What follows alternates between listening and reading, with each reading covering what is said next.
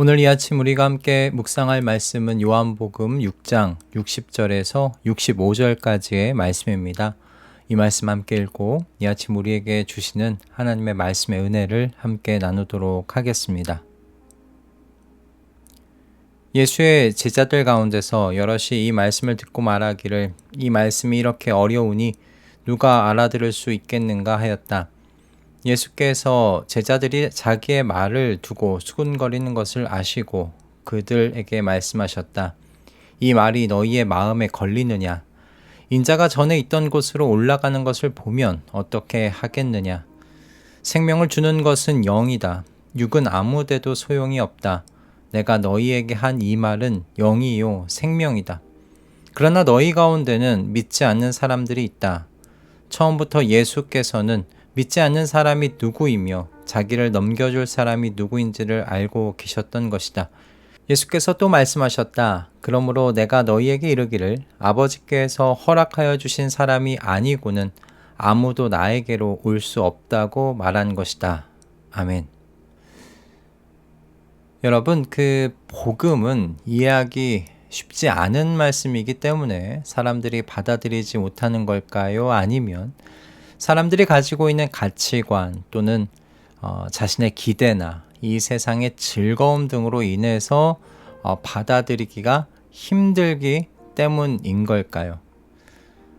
적어도 오늘 본문에 등장하는 예수님을 따라다녔던 제자들 중 몇몇에게는 복음이 후자의 경우에 속했던 것으로 보입니다. 예수의 제자들 가운데 여럿이 이 말씀을 듣고 수군거렸어요. 어떻게 이야기를 했냐면 이 말씀이 이렇게 어려우니 누가 알아들을 수 있겠는가 라고 말을 했습니다. 여기서 어려우니 라고 번역되어 있는 이 단어가 스클레로스라고 하는데 딱딱한, 거친, 단단한 이라는 뜻을 가지고 있습니다. 성경에서는 주로 완고한, 엄격한, 가혹한 등의 의미로 사용된다고 해요. 이 단어가 예수님께서 하신 말씀을 꾸미면서요, 이제 예수님의 제자들이 예수님의 가르침을 딱딱하고 거칠고 받아들이기 힘든 것으로 그렇게 표현되어지고 있는 겁니다. 그러니까 예수님의 말씀이 이해하기가 어려운 것이 아니었어요. 받아들이기가 어려웠다라는 의미였던 겁니다. 예수님의 말씀이 자신들의 생각과 기대와 너무나 달라서 그들의 그 내면에서 거부감을 일으키고 있는 것이 된 거죠. 예수님께서는 이런 제자들에게 도전적으로 말씀하세요. 이 말이 너희의 마음에 걸리느냐? 인자가 전에 있던 곳으로 올라가는 것을 보면 어떻게 하겠느냐? 예수님께서는 제자들에게 내 말이 어렵냐고 말씀하시는 것이 아니에요. 이렇게 말씀하시는 겁니다. 내가 말하는 이 영적인 진리가 너희가 추구하는 육적인 기대와 욕망, 그 생각들과 충돌해서 너희를 지금 넘어지게 하고 있느냐라고 되물으시는 거죠.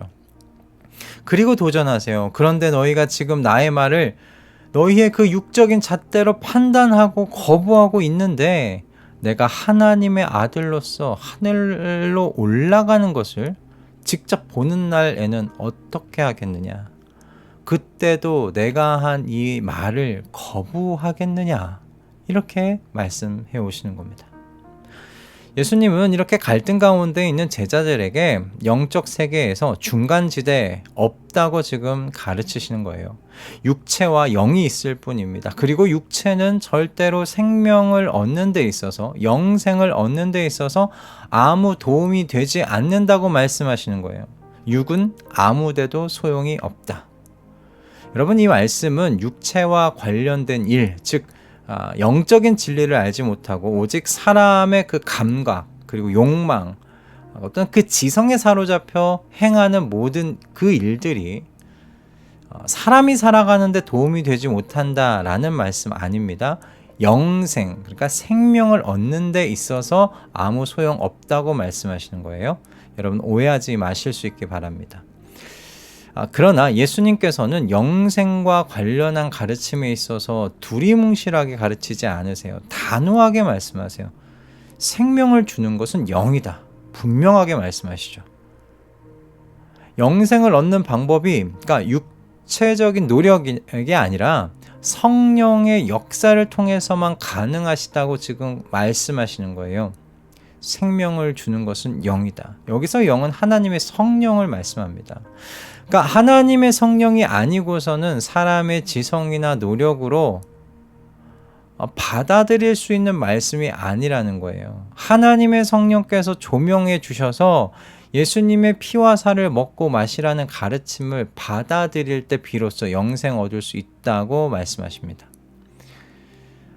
여러분, 한 사람이 예수님의 정신과 그 삶을 섭취하고 소화해서 예수님과 완전한 그 연합이 되어 사는 삶을 선택한다는 거, 여러분, 이거 쉬운 일 아닙니다. 사실 어떤 의미에서는 저는 기적과 같은 일이라고 생각이 들어요. 과거에 내가 가지고 있었던 기대를 내려놓는 일이잖아요. 가치관과 내가 좋아하며 살았던 삶의 자리에서 돌아서는 것을 의미하는 것이잖아요. 이게 얼마나 기적 같은 일입니다.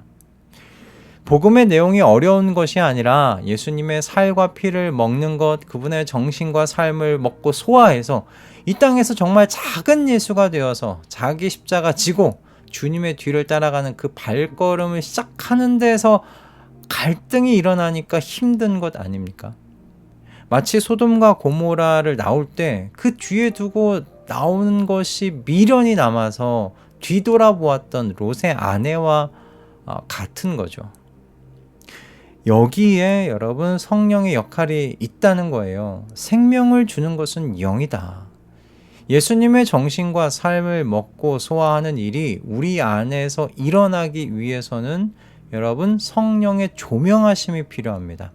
여러분, 성령께서 조명하신다는 건 말씀이요 이해된다는 수준이 아닙니다. 말씀에 담겨 있는 하나님의 마음이 읽히게 된다는 것을 말씀드리는 거예요. 그러니까 저자의 생각, 저자의 마음이 성령께서 조명해 주셔야 그것이 밝히 보이게 되더라는 겁니다. 세상을 이처럼 사랑하사 독생자를 주셨으니, 여러분, 이 단순한 문장을 읽고 이해하는 건 사람의 지성으로 어려운 일 아닙니다. 그러나 사람의 지성으로는 이처럼에 담겨있는 하나님의 사랑을요 헤아릴 수가 없습니다. 하나님의 성령께서 조명해 주셔서 우리의 눈을 열어주셔야 이 문장, 이처럼에 담겨있는 하나님의 사랑과 그 은혜가 느껴지게 되는 거죠. 바로 이 하나님의 사랑과 은혜에 대한 영적인 시야가 열릴 때 비로소 사람은요 이제 뒤에 두고 오는 것에 대한 미련이 아니라 이 앞에 있는 기쁨과 영광을 보면서 준비되어 있는 생명을 향해 걸어갈 수 있게 된 거예요. 하지만 성령의 조명하심을 받았다고 해서요, 여러분, 우리가 늘 같은 수준으로 영적인 시야가 열려 있게 되느냐? 그렇지 않다는 사실을 여러분이 기억하셨으면 좋겠습니다. 우리는 때때로 예수님의 살과 피를 먹고 소화해서 예수님과 연합하여 살아가는 바로 그 삶이 부담처럼 느껴지는, 어떤 의미에서는 영적으로 병든 상태에 있게 되기도 합니다. 왜 그런가? 하나님의 사랑과 은혜가 나를 지배하기보다 내 육체의 기대와 욕망이 나 자신을 더 강하게 지배하게 되는 그 상태에 머물러 있기 때문입니다. 성령의 조명이 한 번의 조명으로 영원히 계속 같은 수준이면 얼마나 좋겠어요. 그러나 그렇게 되지 않는다는 것을 여러분 기억하셔야 됩니다. 불순종의 자리에 있을 때 우리는 하나님의 사랑과 은혜의 지배 아래에 있기보다 육체의 기대와 욕망에 지배당하기 굉장히 쉬운 상태가 된다는 사실을 여러분 늘 기억하십시오. 그렇게 될 때 우리는 예수님을 뒤따라 간다는 것이 부담처럼 느껴질 겁니다.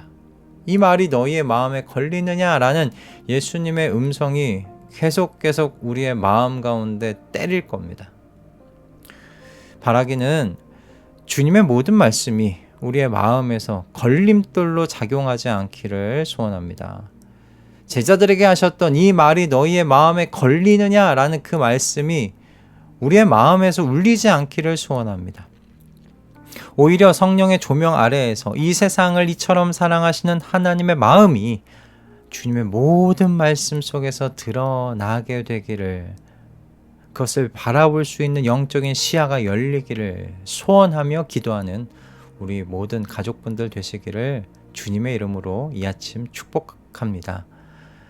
육적인 소용과 영적인 생명이 충돌하려고 할 때마다 하나님의 사랑과 은혜의 능력으로 말미암아 영적 생명을 선택하는 바로 그 영적인 용기를 이 아침 우리에게 주시기를 기도하면서 이 하루를 시작하시는 우리 모든 가족분들 다 되시기를 주님의 이름으로 축복합니다. 기도하겠습니다. 주님, 하나님의 성령의 조명이 아니고서는 도저히 육체에 속한 욕망과 기대를 버려두고 주님의 뒤 따라갈 수 없습니다. 그 정도로 강하게 육체에 속한 것이 우리의 마음과 영혼을 붙잡습니다. 그리고 그 영향력이 아직도 남아있음을 고백합니다. 그러니 주님, 우리로 성령의 조명 아래에서 늘 거하여 살게 하여 주시옵소서. 그래서 이 세상을 향하신 하나님의 사랑과 자비와 은혜를 늘 보게 하셔서 주님과 연합되어 사는 삶의 자리 선택하며 살아가도록 역사하여 주시옵소서. 저희를 가르쳐 주시옵소서. 저희를 인도하여 주시옵소서. 예수 그리스도의 이름으로 기도드립니다. 아멘.